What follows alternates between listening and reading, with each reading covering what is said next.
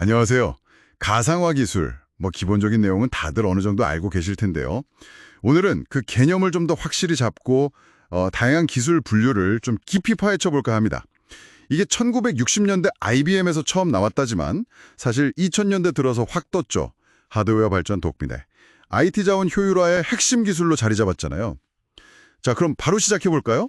네, 좋습니다. 가상화라는 게 그러니까 물리적인 컴퓨터 자원들 있잖아요. 뭐 서버, 스토리지, 네트워크 같은 것들. 이걸 논리적으로 이렇게 딱 쪼개서 여러 개의 독립된 가상 환경으로 쓸 수 있게 만드는 기술이죠. 핵심은 뭐랄까 하드웨어랑 사용자 사이에 추상화 계층이라는 걸 두는 거예요. 하이퍼바이저나 컨테이너 엔진 같은 소프트웨어가 딱 그 역할을 해서 실제 하드웨어 자원을 필요한 만큼 각 가상 환경에 나눠주고 관리하는 거죠. 이걸 통해서 뭐 장비 하나로 여러 일을 돌린다거나 자원을 훨씬 유연하게 쓸 수 있게 됩니다. 아, 그 추상화 계층이요? 그게 구체적으로 어떤 역할을 하는 걸까요? 역시 하이퍼바이저나 컨테이너 엔진, 이게 중요하겠네요. 맞습니다. 바로 그 추상화 방식 덕분에 가상화 기술도 여러 기준으로 나눌 수가 있어요. 여기서 이제 흥미로운 지점은 각 방식이 어떤 문제를 풀려고 하고 또 어떤 장단점이 있는지 비교해 보는 거거든요. 제일 흔한 게 서버 가상화죠. 물리 서버 하나를 여러 가상 서버, 그러니까 VM으로 나누는 겁니다. VM웨어나 하이퍼비 같은 하이퍼바이저가 각 VM에 뭐 CPU, 메모리 이런 걸 할당해 주고요. 중요한 건 각 VM이 자기만의 독립된 운영체제, OS를 가진다는 거예요. 완벽하게 격리되는 거죠. VM과는 확실히 다를 것 같은데요? 네, 정확합니다. 컨테이너는 호스트 OS의 커널을 공유해요. 그래서 각자 OS를 설치해야 하는 VM보다 훨씬 가볍고 애플리케이션 배포 속도도 어마어마하게 빠르죠. 개발 환경 그대로 운영 환경으로 옮기기도 쉽고요. 근데 여기서 또 생각해 볼 점이 있죠. OS를 공유하니까 VM만큼 완벽한 격리는 좀 어렵다는 단점도 있어요. 뭐랄까 트레이드오프가 있는 거죠. 그렇군요. 가볍고 빠른 대신 격리 수준은 약간 낮을 수 있다. 아하. 그럼 성능이 중요하고 배포가 빨라야 하면 컨테이너, 완전한 독립성이나 보안이 중요하다면 VM, 이렇게 생각해 볼 수 있겠네요. 근데 서버나 컨테이너 말고도 가상화가 쓰이는 데가 더 있지 않나요? 물론이죠. 가상화는 이제 IT 인프라 전반으로 확 넓어졌어요. 예를 들어 데스크톱 가상화, VDI라고 하죠. 중앙 서버에 가상 데스크톱 환경을 만들어 놓고 사용자는 그냥 노트북이나 싱클라이언트 같은 걸로 원격 접속해서 쓰는 방식이에요. 특히 요즘 같은 원격 근무 환경에서 보안 유지하면서 일하기 좋죠. 또 네트워크 가상화라는 것도 있어요.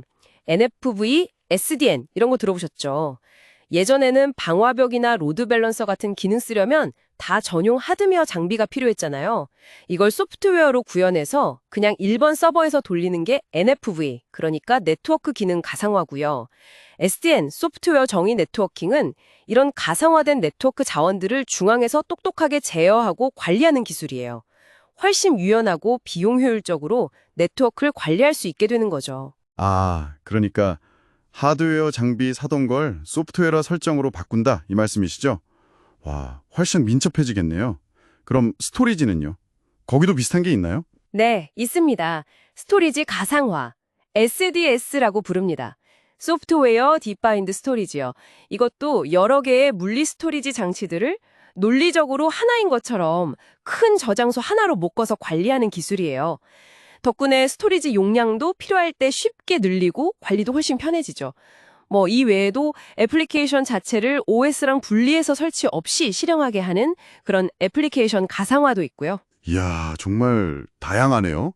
서버 통합해서 비용 줄이는 건 기본이고, 클라우드 컴퓨팅의 핵심 기반 기술이라는 점, 또 컨테이너 덕분에 개발이나 배포가 빨라진다는 점까지 오늘 나눈 이야기들이 당신의 업무나 IT 환경에 어떤 영향을 줄지 좀 구체적으로 그려보실 수 있을 것 같아요. 맞습니다. 이런 기술들을 이해하면 현재 IT 인프라가 어떻게 돌아가고 또 클라우드 서비스가 왜 그렇게 유연하게 작동하는지 그 원리를 파악하는 데 큰 도움이 되실 겁니다.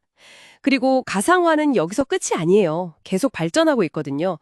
특히 요즘엔 ARE 기술이랑 합쳐져서 자원 할당을 최적화한다거나 엣지 컴퓨팅 환경에 맞는 가벼운 가상 환경을 제공하는 쪽으로 가고 있죠.